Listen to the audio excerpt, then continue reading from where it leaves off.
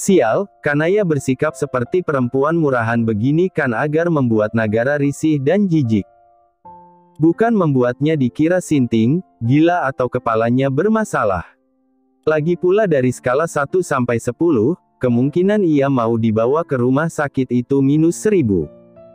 Alias Kanaya ogah banget. Dia paling tidak suka dengan bau antiseptik yang sangat menyengat di hidung. Pun wajah orang-orang yang selalu serius dan terlihat tegang. Mau berceletuk agar disuruh senyum sepertinya tidak etis. Tapi kan melihatnya Kanaya jadi ikutan was-was setiap kali ke sana. Kanaya lantas berdiri dan menghentakkan kedua kakinya ke lantai dengan bibir yang kembali mengerucut. Nagara melongo dan membatin, mulai. Kumat lagi. Orang aku waras kok. Kepalaku nggak kenapa-napa. Nih coba pegang, ujarnya sambil maju ke arah Nagara dan menunduk agar kepalanya sejajar dengan tubuh Nagara yang masih duduk. Pegang coba, Mas. Nggak ada yang aneh kok. Seru Kanaya kemudian meraih tangan Nagara dan diletakkan ke kepalanya. Sebab laki-laki itu masih saja diam. Isinya yang geser. Jawab Nagara seraya dengan cepat menarik kembali tangannya. Enggak kek, melas Kanaya dan kini duduk meluruh ke lantai dan kedua tangannya bertumpu di lutut Nagara. Si lelaki lantas mengerjap. Kanaya memang selalu banyak tingkah dan hiperaktif. Membuatnya kadang kewalahan mengimbangi energi gadis itu. Niatnya untuk menyelesaikan pekerja basis terhalang. Sebab harus meladeni istrinya. Masa? Tapi sejak kemarin kamu aneh, terang Nagara. Sebab saat awal-awal pindah ke apartemen miliknya gadis tersebut terkesan kikuk.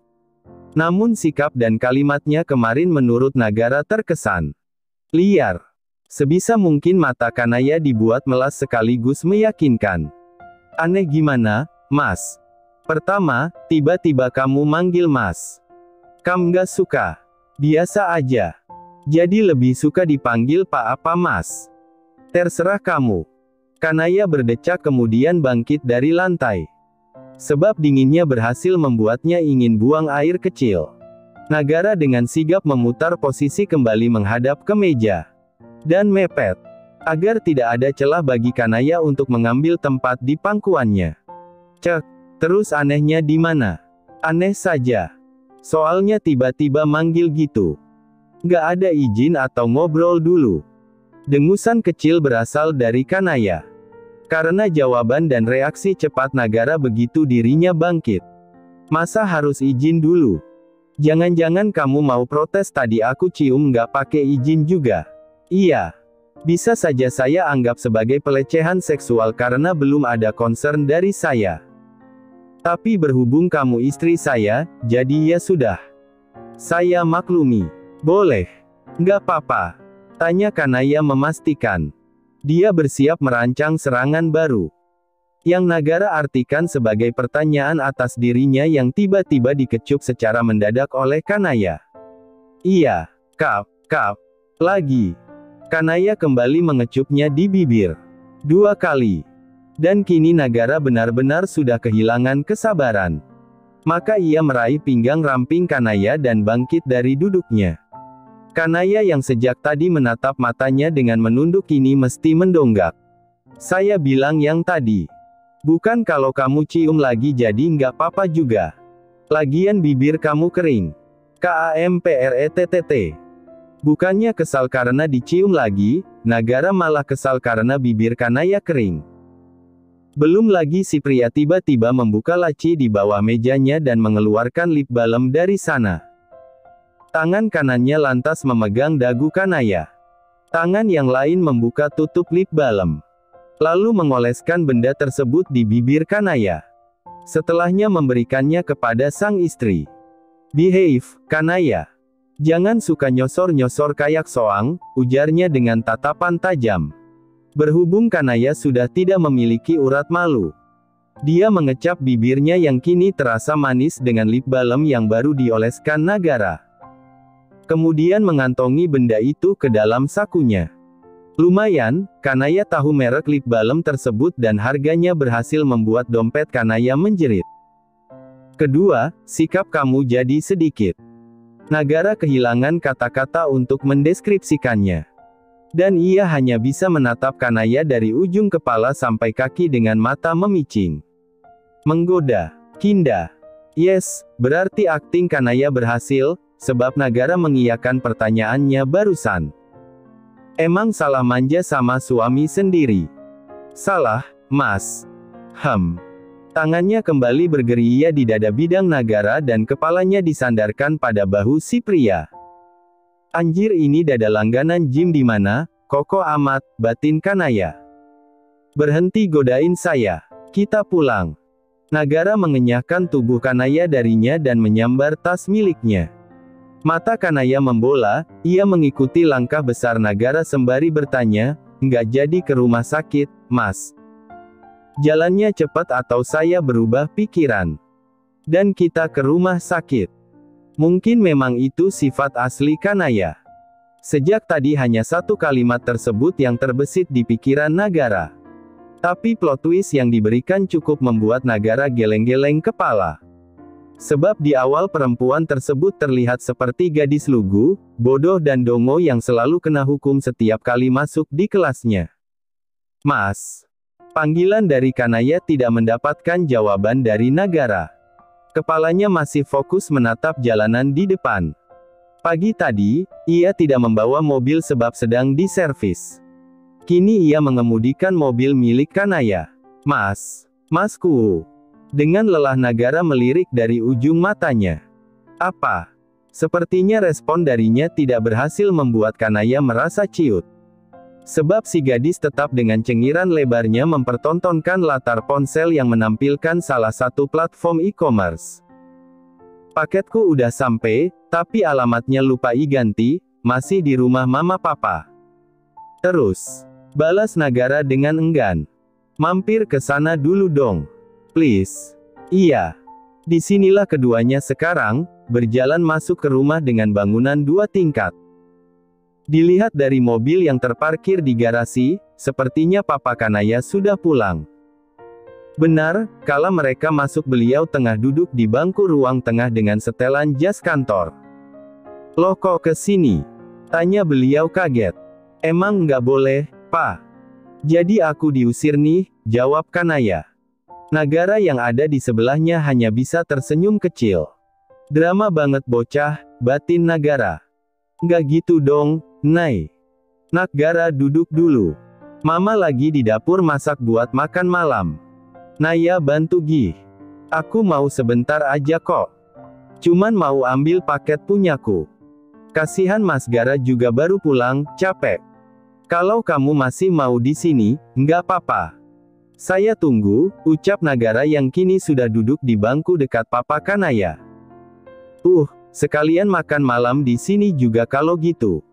Sang papa memberi titah. Jadi Kanaya tidak memiliki pilihan lain selain menurut. Masakan yang disiapkan Kanaya dan mamanya berupa tumis buncis, ayam tepung dan beberapa makanan kesukaan Kanaya. Si perempuan duduk di sebelah suaminya yang kini jas miliknya sudah ditanggalkan. Rambutnya yang tadi masih sedikit rapi kini sudah sepenuhnya berantakan. Seperti sengaja diacak-acak oleh tangan. Jika tidak ingat akan misi awalnya, mungkin sekarang Kanaya sudah dengan sukarela jatuh cinta pada suaminya sendiri. Nagara sudah akan mengambil piring tapi didahului oleh Kanaya yang kemudian mengisinya dengan nasi. "Lauknya mau apa, Mas?" Nagara melongo. Ini kalau di apartemen pasti Kanaya sudah dikomentari, lagi berusaha jadi istri yang baik. Untungnya sekarang ada di rumah orang tua. Jadi si lelaki hanya diam dan menyebutkan lauk yang ia inginkan. Kedua orang tuanya yang melihat sedikit kemesraan tersebut tersenyum penuh arti dan saling menyikut tangan. Nagara mulai melahap makanannya ketika Kanaya tiba-tiba mendekatkan bibir ke arah telinganya dan berbisik, "Mas mau makan yang lain nggak? Yang lebih enak?" Dia lantas menoleh dan menaikkan sebelah alisnya tanda bertanya sebab mulutnya penuh oleh nasi. Matanya melirik lauk yang ada di piringnya sendiri. Nyaris semuanya sudah ada di sana. Kanaya menyeringai dan kembali berbisik, "Aku." Nagara melotot dan batuk-batuk hebat mendengarnya. Dengan sigap si pelaku mengangsurkan air minum kepadanya. Keusilannya barusan berhasil mendapatkan delikan tajam dari Nagara. Aduh, kalian itu gemes banget. Mama sama papa waktu jadi pengantin baru juga gitu mesranya. Hahaha, kan masih anget, Ma, jawab Kanaya. Sedangkan Nagara hanya bisa tertawa kaku. Dan kembali melanjutkan makan. Mama jadi nggak sabar gendong cucu. Uhuk. Kini tidak hanya Nagara tapi Kanaya juga dibuat terbatuk oleh kalimat dari mamanya sendiri. Malamnya Kanaya bingung mau melakukan apa, padahal banyak sekali tugas kuliah yang belum ia kerjakan. Dirinya merasa jika tugas dikerjakan jauh-jauh hari sebelum deadline pengumpulan biasanya hasilnya tidak akan maksimal. Berbeda jika sudah mepet. Seakan otaknya sedang diilhami kecerdasan Einstein, Kanaya merasa tugas tersebut bisa ia kerjakan dengan baik. Pokoknya the power of kepepet itu sangat nyata. Kanaya sudah membuktikannya sendiri. Sebenarnya Kanaya tidak malas, hanya kadang tugas yang diberikan itu jauh sekali dari kapasitas pemahamannya terhadap materi. Karena terkesan susah jadinya ia selalu menunda-nunda mengerjakannya. Sebab ingin menghindari stres dan frustasi. Tapi berhubung sekarang ia sudah memiliki backingan yaitu Nagara. Suami sekaligus dosennya sendiri. Mungkin dirinya bisa meminta bantuan. Mas. Enggak, makasih. Padahal Kanaya baru saja melangkahkan satu kakinya masuk ke dalam ruang kerja Nagara. Hah. Aku belum ngomong apa-apa. Antisipasi sama omongan kamu berikutnya. Idi emang tahu aku mau ngomong apa. Tahu. Nagara kini mengenakan pakaian santai. Kaos warna abu-abu lengan panjang yang mencetak dengan sempurna bentuk tubuhnya, juga celana bahan warna hitam. Rambutnya masih sedikit basah, sebab ia baru selesai mandi. Nagara tidak biasa mengeringkan rambutnya dengan hair dryer. Apa coba? Di belakang badannya, Kanaya sudah membawa buku dan MacBook miliknya. Ia benar-benar serius ingin minta diajari. Sama kayak yang tadi kamu bilang waktu di mobil. Ya banyak. Aku ngomong apa aja ya? Soal temenku, terus aku pingin makan naspat, pingin bikin miniatur bumi. Terus. Kanaya terdiam dengan pandangan mengawang. Apa dia ada mengatakan hal lain lagi? Kanaya lupa, soalnya tidak tahu kenapa setiap bersama Nagara ia selalu suka bercerita ngalor ngidul nggak jelas. Oh. Mau bikin anak. Kanaya sendiri tidak yakin dengan jawabannya. Sebetulnya juga itu hanya celetukan asal sebab mamanya randomly berkata perihal cucu. Shut up. Saya nggak nyuruh kamu ngomong lagi. Tapi benar. Tanya Kanaya dengan kedua alis yang dinaik turunkan.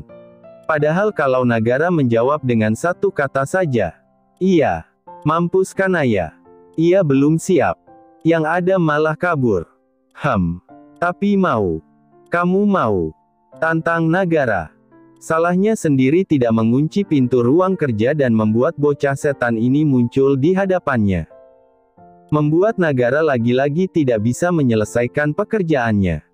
BANGKEE, gue jawab apa coba, batin Kanaya.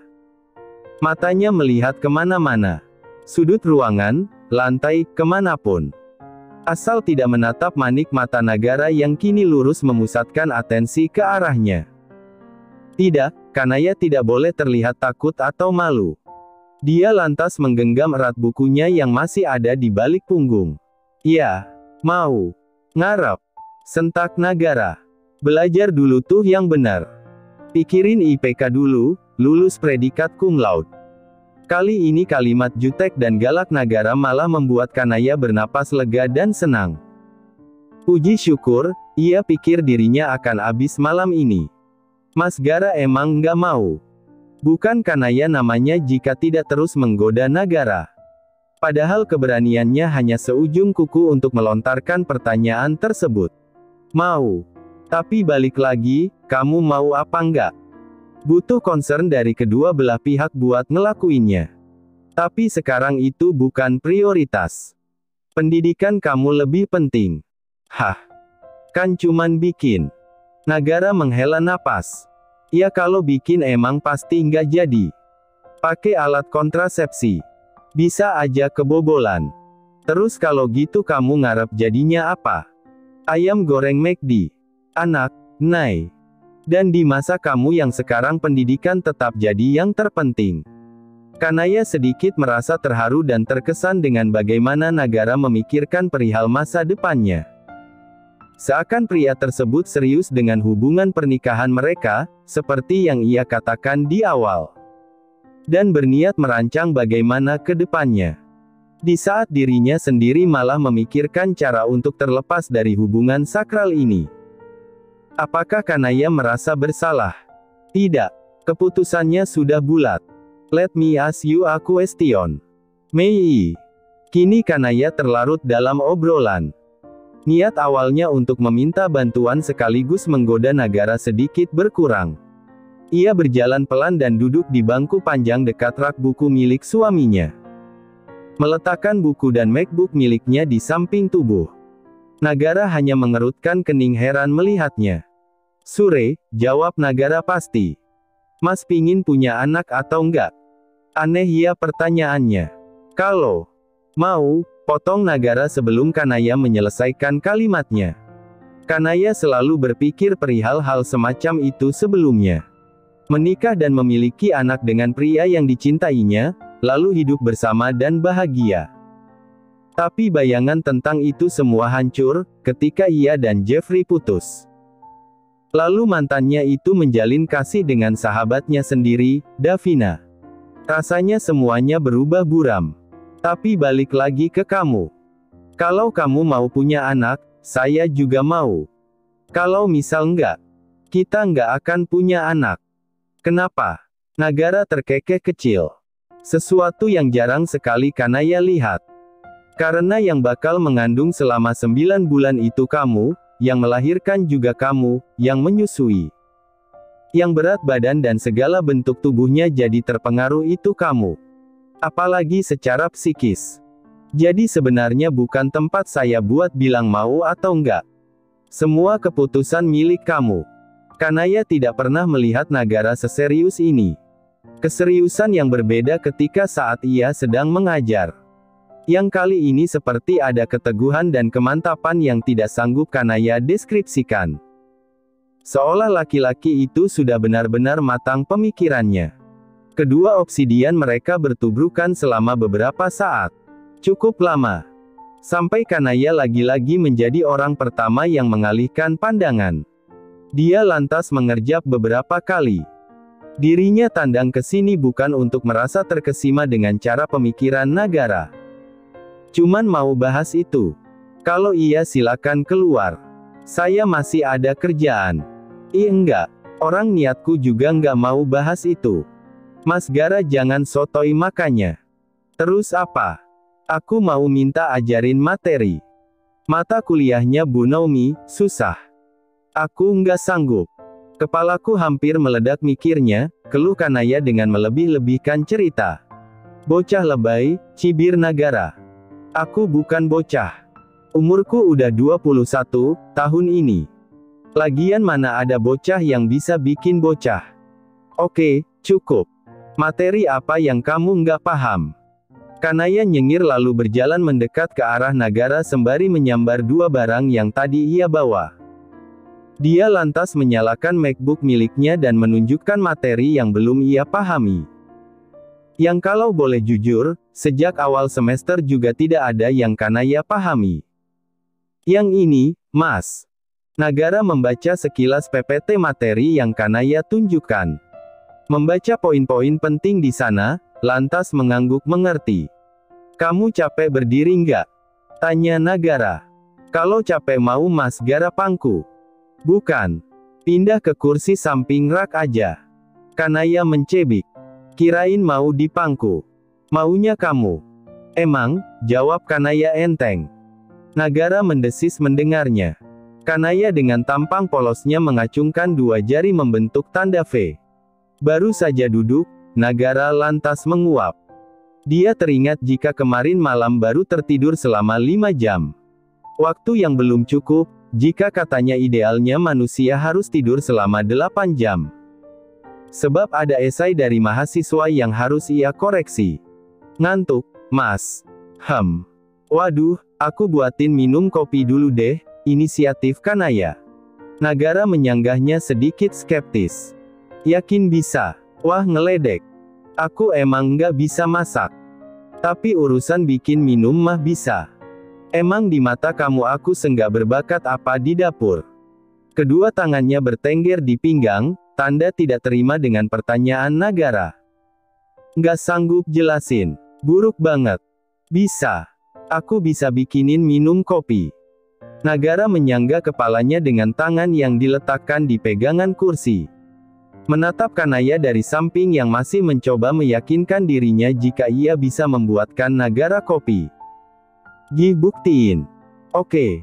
Emosi Kanaya yang menggebu-gebu selalu menjadi hiburan tersendiri untuk Nagara. Gadis itu kembali setelahnya dengan membawa segelas kopi hitam yang kemudian diangsurkan pada Nagara. Cobain. Sebetulnya tadi Nagara hanya iseng berkata seperti itu. Lagi pula orang mana yang tidak bisa menyeduh kopi. Hanya perlu meletakkan kopi bubuk, menambahkan air panas dan gula. Jadi, maka dengan santainya ia menyeruput minuman tersebut dengan hati tenang. Begitu ditenggak, matanya yang sayu seketika terbuka lebar. Ia menoleh cepat ke arah Kanaya dengan air muka keruh dan wajah yang memerah.